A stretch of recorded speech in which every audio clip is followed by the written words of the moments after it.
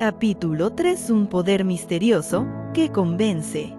¿Cómo se justificará el hombre con Dios? ¿Cómo se hará justo el pecador? Solo por intermedio de Cristo podemos ser puestos en armonía con Dios y con la santidad. Pero ¿cómo debemos ir a Cristo? Muchos formulan hoy la misma pregunta que hizo la multitud el día de Pentecostés. ¿Cuándo, convencida de pecado, exclamó, ¿y qué haremos? Y la primera palabra de la contestación del apóstol Pedro fue, arrepentíos. Poco después, en otra ocasión, dijo, arrepentíos pues, y volveos a Dios, para que sean borrados vuestros pecados. El arrepentimiento comprende tristeza por el pecado y abandono del mismo. No renunciamos al pecado a menos que veamos su pecaminosidad. Mientras no lo repudiemos de corazón, no habrá cambio real en nuestra vida. Muchos no entienden la naturaleza verdadera del arrepentimiento. Muchas personas se entristecen por haber pecado y aún se reforman exteriormente porque temen que su mala vida les acarree sufrimientos. Pero esto no es arrepentimiento en el sentido bíblico. Lamentan el dolor más bien que el pecado. Tal fue el pesar de Esaú cuando vio que había perdido su primogenitura para siempre. Balaam, aterrorizado por el ángel que estaba en su camino con la espada desenvainada, reconoció su culpa porque temía perder la vida, mas no experimentó un sincero arrepentimiento del pecado. No cambió de propósito ni aborreció el mal. Judas Iscariote, después de traicionar a su Señor, exclamó, «¿Y he pecado, entregando la sangre inocente?». Esta confesión fue arrancada a su alma culpable por un tremendo sentimiento de condenación y una pavorosa expectación de juicio. Las consecuencias que habría de cosechar le llenaban de terror, pero no experimentó profundo quebrantamiento de corazón ni dolor en su alma por haber traicionado al Hijo Inmaculado de Dios y negado al Santo de Israel. Cuando el faraón de Egipto sufría bajo los juicios de Dios, reconocía su pecado a fin de escapar al castigo, pero volvía a desafiar al cielo tan pronto como cesaban las plagas. Todos los mencionados lamentaban los resultados del pecado, pero no experimentaban pesar por el pecado mismo. Pero cuando el corazón cede a la influencia del Espíritu de Dios, la conciencia se vivifica y el pecador discierne algo de la profundidad y santidad de la sagrada ley de Dios, fundamento de su gobierno en los cielos y en la tierra, la luz verdadera que alumbra a todo hombre que viene a este mundo, ilumina las cámaras secretas del alma y quedan reveladas las cosas ocultas. La convicción se posesiona de la mente y del corazón. El pecador reconoce entonces la justicia de Jehová y siente terror de aparecer en su iniquidad e impureza delante del que escudriña los corazones. Ve el amor de Dios, la belleza de la santidad y el gozo de la pureza. Ansía ser purificado y restituido a la comunión del cielo. La oración de David después de su caída ilustra la naturaleza del verdadero dolor por el pecado. Su arrepentimiento fue sincero y profundo. No se esforzó él por atenuar su culpa y su oración no fue inspirada por el deseo de escapar al juicio que le amenazaba. David veía la enormidad de su transgresión y la contaminación de su alma. Aborrecía su pecado, no solo pidió perdón, sino también que su corazón fuese purificado. Anhelaba el gozo de la santidad y ser restituido a la armonía y comunión con Dios. Este era el lenguaje de su alma. Bienaventurado aquel cuya transgresión ha sido perdonada y cubierto su pecado. Bienaventurado el hombre a quien Jehová o atribuye la iniquidad, y en cuyo espíritu no hay engaño. Apiádate de mí, oh Dios, conforme a tu misericordia, conforme a la muchedumbre de tus piedades borra mis transgresiones. Porque lloré, conozco mis transgresiones, y mi pecado está siempre delante de mí. Purifícame con hisopo, y seré limpio. Lávame, y quedaré más blanco que la nieve. Crea en mí, oh Dios, un corazón limpio, y renueva un espíritu recto dentro de mí. No me eches de tu presencia, y no me quites tu Santo Espíritu. Restitúyeme el gozo de tu salvación, y el espíritu de gracia me sustente. Líbrame del delito de sangre, oh Dios, el Dios de mi salvación. Cante mi lengua tu justicia. Sentir un arrepentimiento como este es algo que supera nuestro propio poder. Se lo obtiene únicamente de Cristo, quien ascendió a lo alto y dio dones a los hombres. Precisamente en este punto es donde muchos yerran, y por ello no reciben la ayuda que Cristo quiere darles. Piensan que no pueden ir a Cristo a menos que se arrepientan primero, y que el arrepentimiento los prepara para que sus pecados les sean perdonados. Es verdad que el arrepentimiento precede al perdón de los pecados, porque es únicamente el corazón quebrantado y contrito el que siente la necesidad de un Salvador. Pero para poder ir al Señor Jesús, ¿debe el pecador esperar hasta que se haya arrepentido? ¿Debe hacerse del arrepentimiento un obstáculo entre el pecador y el Salvador?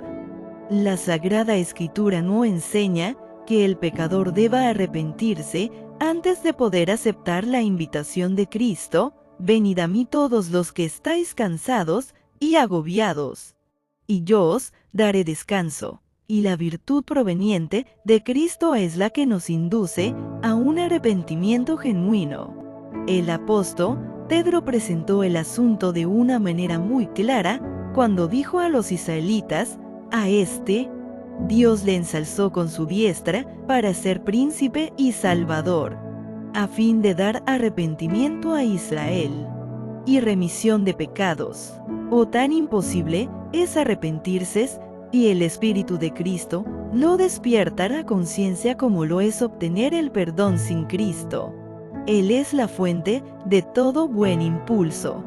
Es el único que puede implantar en el corazón enemistad contra el pecado. Todo deseo de verdad y pureza, toda convicción de nuestra propia pecaminosidad evidencia que su Espíritu está obrando en nuestro corazón. Jesús dijo: yo, si fuere levantado en alto de sobre la tierra, a todos los atraeré a mí mismo. Cristo debe ser revelado al pecador como el Salvador que murió por los pecados del mundo, y mientras contemplamos al Cordero de Dios sobre la cruz del Calvario, el misterio de la redención comienza a revelarse a nuestra mente, y la bondad de Dios nos guía al arrepentimiento. Al morir por los pecadores, Cristo manifestó un amor incomprensible, y a medida que el pecador lo contempla, este amor enternece el corazón, impresiona la mente e inspira contrición al alma. Es verdad que a veces los hombres se avergüenzan de sus caminos pecaminosos y abandonan algunos de sus malos hábitos antes de darse cuenta de que son atraídos a Cristo. Pero siempre que, animados de un sincero deseo de hacer el bien, hacen un esfuerzo por reformarse, es el poder de Cristo el que los está atrayendo, una influencia de la cual no se dan cuenta obra sobre su alma.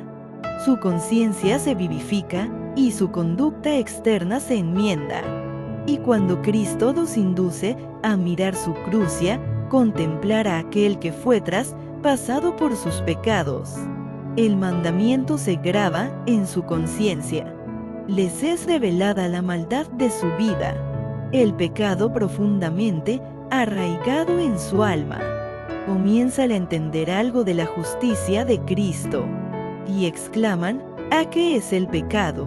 Para que haya exigido tal sacrificio por la redención de su víctima, fueron necesarios todo este amor, todo este sufrimiento, toda esta humillación, para que no pereciéramos, sino que tuviésemos vida eterna. El pecador puede resistir a este amor, puede rehusar ser atraído a Cristo, pero si no se resiste, será atraído a Jesús. El conocimiento del plan de la salvación le guiará al pie de la cruz, arrepentido de sus pecados, los cuales causaron los sufrimientos del amado Hijo de Dios. La misma inteligencia divina que obra en las cosas de la naturaleza habla al corazón de los hombres y crea en él un deseo indecible de algo que no tienen. Las cosas del mundo no pueden satisfacer su ansia. El Espíritu de Dios les suplica que busquen las únicas cosas que pueden dar paz y descanso, la gracia de Cristo y el gozo de la santidad, por medio de influencias visibles e invisibles. Nuestro Salvador está constantemente obrando para atraer el corazón de los hombres y llevarlos de los vanos placeres de bendiciones infinitas que pueden obtener de Él. A todas esas almas que procuran vanamente de beber en las cisternas rotas de este mundo, se dirige el mensaje divino del que tiene sed: venga, y el que quiera, tome del agua de la vida, de balde. Vosotros, en cuyo corazón existe el anhelo de algo mejor de cuanto este mundo pueda dar, reconoced en este deseo la voz de Dios que habla a vuestra alma. Pedidle que os dé arrepentimiento, que os revele Cristo en su amor infinito y en su pureza absoluta. En la vida del Salvador fueron perfectamente ejemplificados los principios de la ley de Dios, el amor a Dios y amor a Dios y al hombre. La benevolencia y el amor desinteresado fueron la vida de su alma. Cuando contemplamos al Redentor y su luz nos inunda, es cuando vemos la pecaminosidad de nuestro corazón. Como Nicodemo, podemos lisonjearnos de que nuestra vida ha sido íntegra, de que nuestro carácter moral es correcto, y pensar que no necesitamos humillar nuestro corazón delante de Dios como el pecador común. Pero cuando la luz de Cristo resplandezca en nuestra alma, veremos cuán impuros somos, discerniremos el egoísmo de nuestros motivos y la enemistad contra Dios, que han manchado todos los actos de nuestra vida. Entonces conoceremos que nuestra propia justicia es en verdad como trapos de inmundicia y que solamente la sangre de Cristo puede limpiarnos de la contaminación del pecado y renovar nuestro corazón a la semejanza del Señor.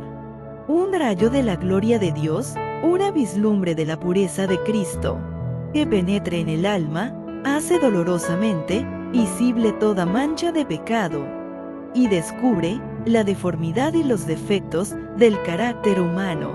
Hace patentes los deseos profanos, la incredulidad del corazón y la impureza de los labios, los actos de deslealtad por los cuales el pecador la ley de Dios quedan expuestos a su vista, y su espíritu se aflige y se oprime bajo la influencia escrutadora del Espíritu de Dios, en presencia del carácter puro y sin mancha de Cristo. El transgresor se aborrece a sí mismo. Cuando el profeta Daniel contempló la gloria que rodeaba al mensajero celestial que se le había enviado, se sintió abrumado por su propia debilidad e imperfección. Describiendo el efecto de la maravillosa escena, relató: y no quedó en mí esfuerzo, y mi lozanía se me demudó en palidez de muerte, y no retuve fuerza alguna, y el alma así con no vida odiará su que egoísmo y amor propio. y mediante la justicia de Cristo buscará la pureza de corazón que armoniza con la ley de Dios y con el carácter de Cristo. El apóstol Pablo dice que en cuanto a justicia que haya en la ley, es decir, en lo referente a las obras externas, era irreprensible, pero cuando discernió el carácter espiritual de la ley, se reconoció pecador, juzgado por la letra de la ley como los hombres la aplican a la vida externa. Él se había abstenido de pecar, pero cuando miró en la profundidad de los santos preceptos y se vio como Dios le veía, se humilló profundamente y confesó así su culpabilidad, y yo aparte de la ley vida en un tiempo, mas cuando vino el mandamiento, revivió el pecado, y yo morí. Cuando vio la naturaleza espiritual de la ley, se le mostró el pecado en todo su horror, y su estimación propias desvaneció. No todos los pecados son de igual magnitud delante de Dios. Hay diferencia de pecados a su juicio, como la hay a juicio de los hombres. Sin embargo, aunque este o aquel acto malo pueda parecer trivial a los ojos de los hombres, ningún pecado es pequeño a la vista de Dios. El juicio de los hombres es parcial e imperfecto, mas Dios ve todas las cosas como son realmente. Al borracho se le desprecia y se le dice que su pecado le excluirá del cielo, mientras que demasiado a menudo el orgullo, el egoísmo y la codicia no son reprendidos. Sin embargo, son pecados que ofenden en forma especial a Dios, porque contrarían la benevolencia de su carácter, ese amor abnegado que es la misma atmósfera del universo que no ha caído. El que comete alguno de los pecados más groseros puede avergonzarse y sentir su pobreza y necesidad de la gracia de Cristo, pero el orgulloso no siente necesidad alguna y así cierra su corazón a Cristo y se priva de las infinitas bendiciones que Él vino a derramar. El pobre publicano que oraba diciendo: Dios, ten misericordia de mí, pecador, se consideraba como un hombre muy malvado, y así le veí a los demás, pero él sentía su necesidad, y con su carga de pecado y vergüenza se presentó a Dios e imploró su misericordia. Su corazón estaba abierto para que el Espíritu de Dios hiciese en él su obra de gracia y le libertase del poder del pecado. La oración jactanciosa y presuntuosa del fariseo demostró que su corazón estaba errado a la influencia del Espíritu Santo. Por estar lejos de Dios, no tenía idea de su propia corrupción, que contrastaba con la perfección de la santidad divina. No sentía necesidad alguna y nada recibió. Si percibís vuestra condición pecaminosa, no aguardé hasta haceros mejores a vosotros mismos. ¿Cuántos hay que piensan que no son bastante buenos para ir a Cristo? ¿Esperáis haceros mejores por vuestros propios esfuerzos? Él mudará el negro su pellejo, y el leopardo sus manchas, así también podréis vosotros hacer bien, estando habituados a hacer mal. Únicamente en Dios hay ayuda para nosotros. No debemos permanecer en espera de persuasiones más fuertes, de mejores oportunidades o de tener un carácter más santo. Nada podemos hacer por nosotros mismos. Debemos ir a Cristo tales como somos. Pero nadie se engañe a sí mismo pensando que Dios, en su grande amor y misericordia, salvará aún a los que rechazan su gracia. La excesiva corrupción del pecado puede medirse tan solo a la luz de la cruz. Cuando los hombres insisten en que Dios es demasiado bueno para desechar al pecador, miren al Calvario. Si Cristo cargó con la culpa del desobediente y sufrió en lugar del pecador, fue porque no había otra manera en que el hombre pudiera salvarse, porque sin ese sacrificio era imposible que la familia humana escapase del poder contaminador del pecado y fuese restituida a la comunión con seres santos. Era imposible que volviese a participar de la vida espiritual, el amor, los sufrimientos, si la muerte del Hijo de Dios. Todo atestigua la terrible enormidad del pecado y prueba que no hay modo de escapar de su poder ni esperanza de una vida superior, sino mediante la sumisión del alma a Cristo. Algunas veces los impenitentes se excusan diciendo de los que profesen ser cristianos: «Oh, soy tan bueno como ellos». No son más abnegados, sobrios ni circunspectos en su conducta que yo. Les gustan los placeres y la complacencia propia tanto como a mí. Así hacen de las faltas ajenas una excusa para descuidar su deber. Pero los pecados y las faltas de otros no disculpan a nadie, porque el Señor no nos ha dado un modelo humano sujeto a errar. El Inmaculado Hijo de Dios es quien nos ha sido dado como ejemplo. Y los que se quejan de la mala conducta de quienes profesan ser creyentes deberían presentar una vida mejor y ejemplos más nobles. Si tienen un concepto tan alto de lo que un cristiano debe ser, ¿no eso pecado tanto mayor? Saben lo que es correcto y sin embargo rehúsan hacerlo. Tened cuidado con las dilaciones. No posterguéis la obra de abandonar vuestros pecados y buscar la pureza del corazón por medio del Señor Jesús. En esto es donde miles y miles han errado a costa de su perdición eterna. No insistiré aquí en la brevedad e incertidumbre de la vida, pero se corre un terrible peligro, que no se comprende lo suficiente cuando se posterga el acto de ceder a la voz suplicante del Santo Espíritu de Dios y se prefiere vivir en el pecado, porque tal demora consiste realmente en esto: no se puede continuar en el pecado, por pequeño que se lo considere, sin correr el riesgo de una pérdida infinita. Lo que no venzamos nos vencerá a nosotros y nos destruirá. Adán y Eva se convencieron de que de un acto tan ínfimo como el de comer la fruta prohibida no podrían resultar consecuencias tan terribles como las que Dios había anunciado.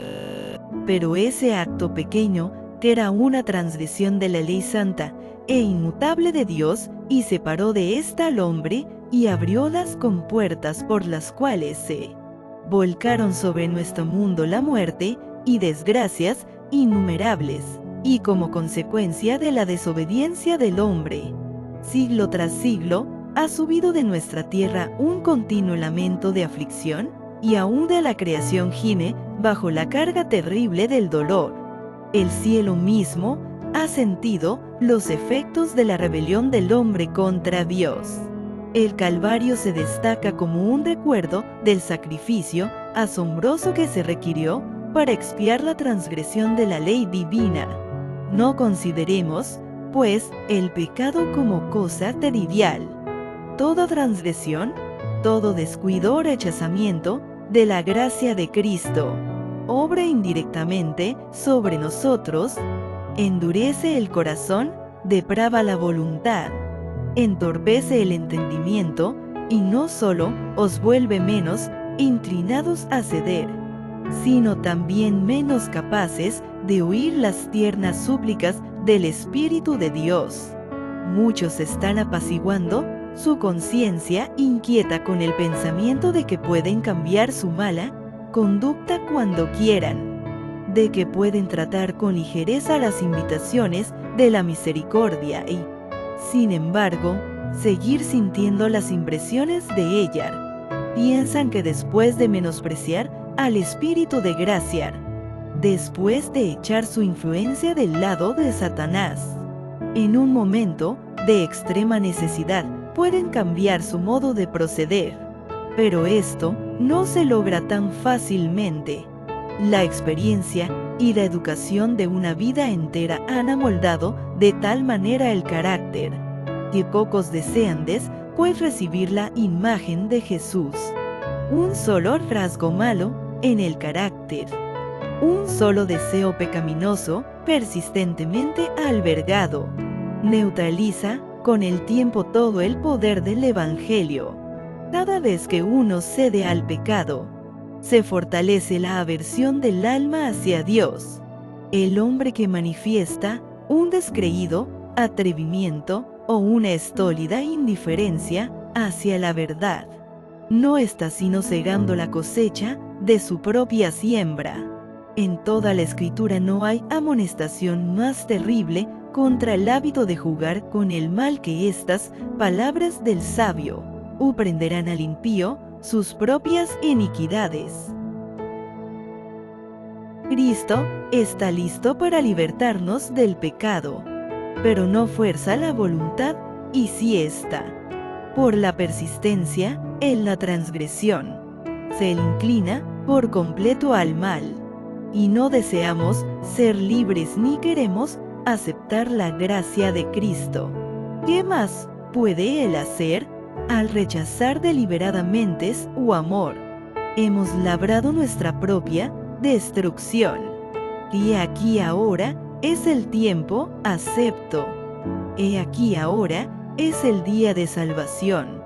Hoy, si oyereis su voz, no endurezcáis vuestros corazones. El hombre ve lo que aparece, mas el Señor ve el corazón. El corazón humano con sus encontradas emociones de gozo y de tristeza.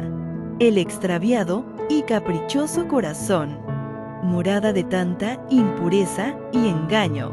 El Señor conoce sus motivos, sus mismos intentos y designios. Id a Él con vuestra alma manchada, tal cual está. Como el salmista, abrid sus cámaras al ojo que todo lo ve, exclamando: escudriñame, oh Dios, y conoce mi corazón, ensáyame, y conoce mis pensamientos y hay en mí algún camino malo, y guíame en el camino eterno. Muchos aceptan una religión intelectual, una forma de santidad, sin que el corazón esté limpio. Sea vuestra oración: crea en mí, oh Dios, un corazón limpio, y renueva un espíritu recto dentro de mí. Sed leales con vuestra propia alma. Sed tan diligentes, tan persistentes, como lo seréis si vuestra vida mortal estuviese en peligro.